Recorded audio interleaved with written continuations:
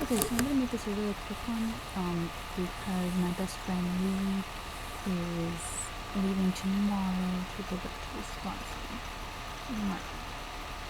And we're gonna hang out tonight before he leaves. So, but I wanted to, continue with the 30-day Genderqueer challenge thing. Hey, I finally got it right. Right on. So, here we go. Question 6. When did you realize you were genderqueer?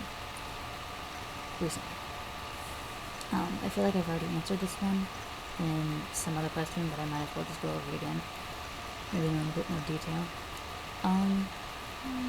It kind of started when I first joined Tumblr, and I was learning about sexualities, and yeah, all of my research came from Tumblr pretty much.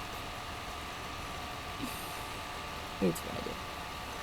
I had already kind of known I wasn't straight, but I figured I was more bisexual, even though I did believe in more than one gender, or more than two genders rather, and I knew that I could love someone who wasn't a standard gender thing.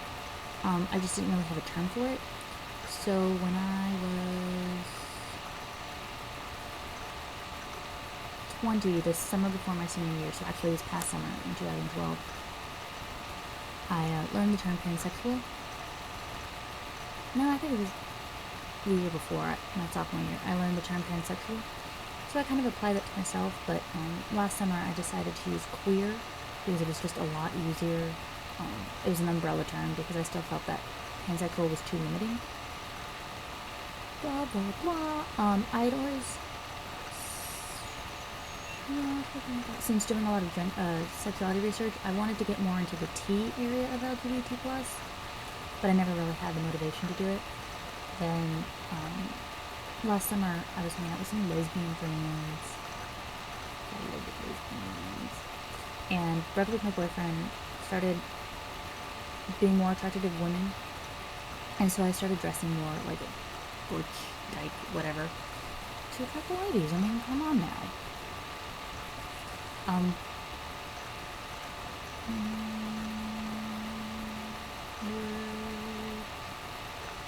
Anyway, the more androgynous I felt, or the more androgynous I looked, the better I felt about myself, so I started doing a little more research.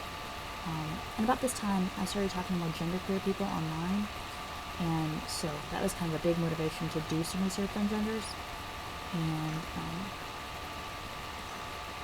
around November of 2012, around my birthday, when I turned 21, I was so confused.